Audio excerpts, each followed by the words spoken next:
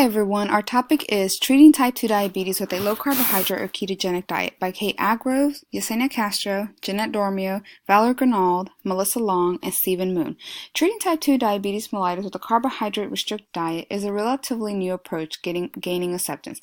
It is a non-invasive approach as opposed to a typical Western cultural norm of treating an illness with surgery or medication. Some advocate that there are 3 different treatments available today to cure some suffering with Type 2 diabetes mellitus. These differing treatments include carbohydrate-restricted diets, such as ketogenic diets, bariatric surgery, or an extreme calorie-restricting diet, roughly 600 calories per day. We will be focusing today on dietary carbohydrate restrictions as a means to treat this illness by reducing carbohydrate and promoting weight loss to the reversal of type 2 diabetes mellitus. Some have been able to get off all their diabetes medications once more ideal weight is realized. Weight loss has also been associated with the additional health benefits of sleep apnea elimination and the need for a CPAP machine, reduce HbA1c levels, improve lipid profiles, as well as reduce hypertension levels that often accompany the morbid obese condition. The Veterans Affairs Department of Defense clinical guidelines for the management of type 2 diabetes mellitus in primary care recommends primary prevention such as exercise and dietary change. First, control of risk factors such as smoking and obesity, and lastly, pharmacological management.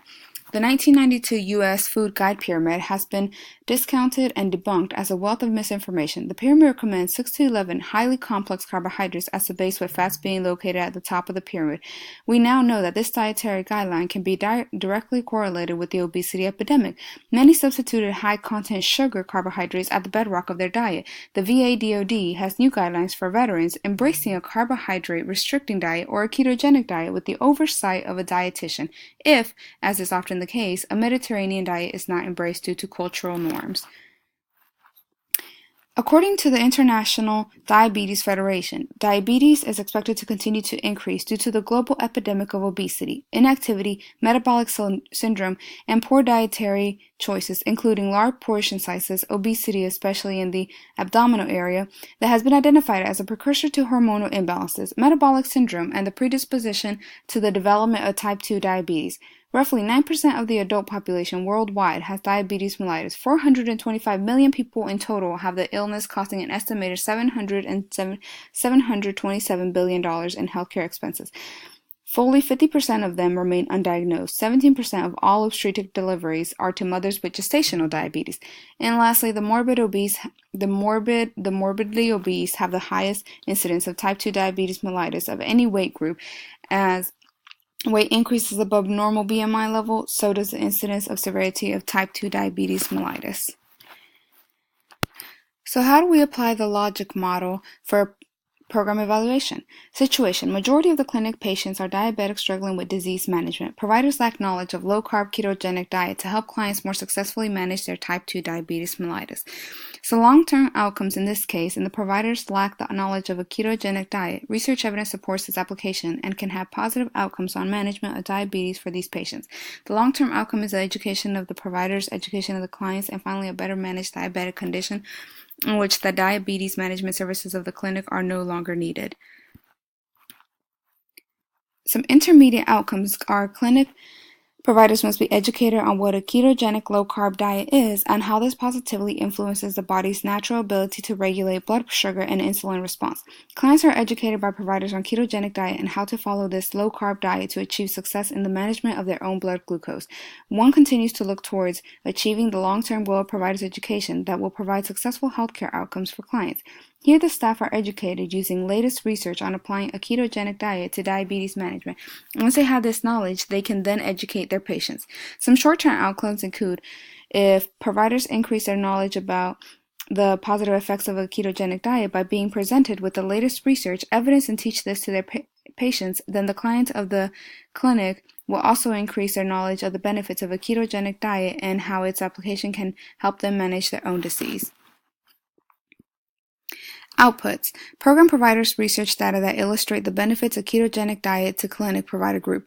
Clinic provider group must be willing to invest the time in learning ketogenic diet plan and implementation strategies for their clients.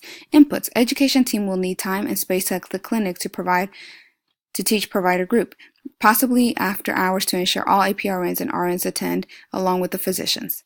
External factor: changes to social policies at city, county, or state level that may limit resources and funding for community clinic, socioeconomic composition of clinic patrons, affordability and availability of fresh fruits and vegetables, and other diet-specific foods, willingness of the providers to implement a new different healthcare plan for their population, willingness of the population to try and follow through to achieve results.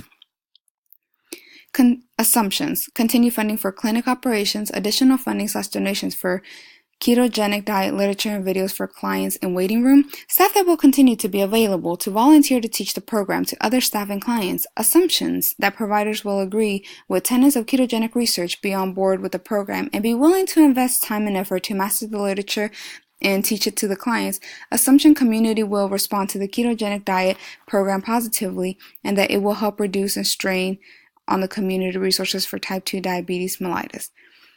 Program evaluation. If research evidence on ketogenic diet is presented to providers, increasing their awareness of the benefits of a ketogenic diet for their diabetic patients, then providers will be educated on how the ketogenic diet positively influences the body's natural ability to regulate blood sugar and insulin response without need for medication. Then clinic providers will present a successful low-carbohydrate ketogenic diet plan for their diabetic clients.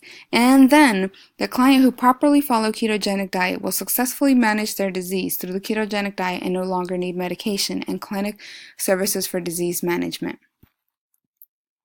Literature review of the ketogenic diet and type 2 diabetes mellitus. Numerous studies have shown positive effects of the ketogenic diet on type 2 diabetes. A randomized clinical trial by Gaudet et al. Compared the short-term safety, tolerability, and efficacy of the ketogenic diet versus the hypocaloric diet in 89 subjects with type 2 diabetes mellitus. The study found that no difference in safety between the two diets, and the LCKD subjects had significantly greater weight loss, waist circumference reductions, decline in HbA1cs, and better glycemic control. A 2-year randomized control trial by Tate et al. Found that the subjects had better lipid profile improvements, blood glucose stability, and medication reductions compared to those on high-carb, low-fat diets. Another randomized control trial conducted by Saslow et al. Compared the outcomes of a ketogenic-based online diet program to an online program based on the traditionally recommended ADA's Create Your Plate guideline. The study found that those participating in the ketogenic program had greater weight loss and better glycemic control. A large study by McKenzie et al. Showed significantly positive outcomes of a ketogenic diet on type 2 diabetes, including over 50% of the subjects being able to reduce or eliminate at least one diabetes medication. A review of the current literature regarding healthcare providers' education was also conducted in order to choose the most effective method. Educational presentations were found to increase provider knowledge, optimize prescriptions, increase screening rates, and improve patient outcomes. Similarly, academic detailing, which is the education of providers by other healthcare professionals, led to the greatest rates of provider practice change. It was also found to be the most effective method for the implementation of guidelines and current research. Staff training focused specifically on nutrition, increased staff nutritional knowledge, and benefited staff practice and attitudes. It was also found to improve patient nutrition intake. Some interventions for healthcare providers. Education as well as system change dual interventions have been chosen that the educational intervention is directed at instructing RNs, APRNs, and MDs by the consulting nutritionist working at the charity clinic on how to teach the carbohydrate reducing or ketogenic diet to obese type 2 diabetes mellitus clients.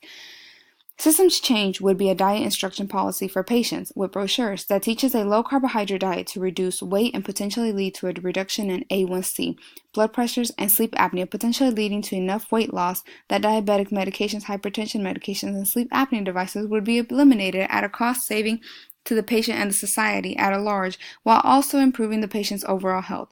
The teaching delivery model would consist of 4 lessons or 4 modules utilizing academic detailing, which included which carbohydrates to avoid, which are recognized as increasing blood sugar levels, specific fats which are embraced in this diet and which to avoid, how the diet works biologically, pitfalls to avoid with the diet, and how to help with the food preparation for the family.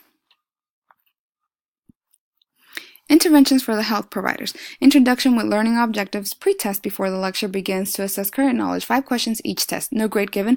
The lectures, which include role-playing, sharing of opinions, current knowledge on the topic, games on topic, and case studies. And the post-test, passing score of 80% at least. Ability to take the test over until passing score achieved. The overall purpose of this instructional DNP project is to assess the value of a low-carb ketogenic diet instructional class for the efficacy of teaching staff to teach, encourage and support obese type 2 diabetes mellitus patients and their families in their diet and weight loss goals to improve their overall health. Implementation plan timeline. Flyers are provided to the physicians, APRNs, and RNs about the new intervention 3 months prior to the start of the program with educational session dates. 2 sessions with 3 modules each provided by the volunteer nutritionist 1 month prior to the implementation of the new plan. Sessions conducted in the clinic waiting area after the clinic has closed for the day, and written evaluation of the education sessions immediately after session, and then first evaluation of the program 3 months after its initiation, then quarterly for the first year. Marketing. Flyers about the upcoming educational sessions, ketogenic-friendly fruits and vegetables provided during the educational classes.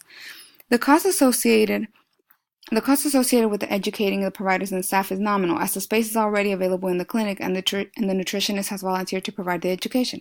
Realistically, the most expensive piece would be printing flyers, but in the end, the cost savings would be significant. In a study by Laterapong et al., they found that the individualized glycemic control program cost $13,547 less per person than typical generalized programs, and this was significantly due to a decrease in medication costs. Ultimately, the goal is that the implementation of the ketogenic diet would cause significant weight loss and, in turn, remove the need for medication for glycemic control and thus significantly decrease the cost for the patient and the country as a whole.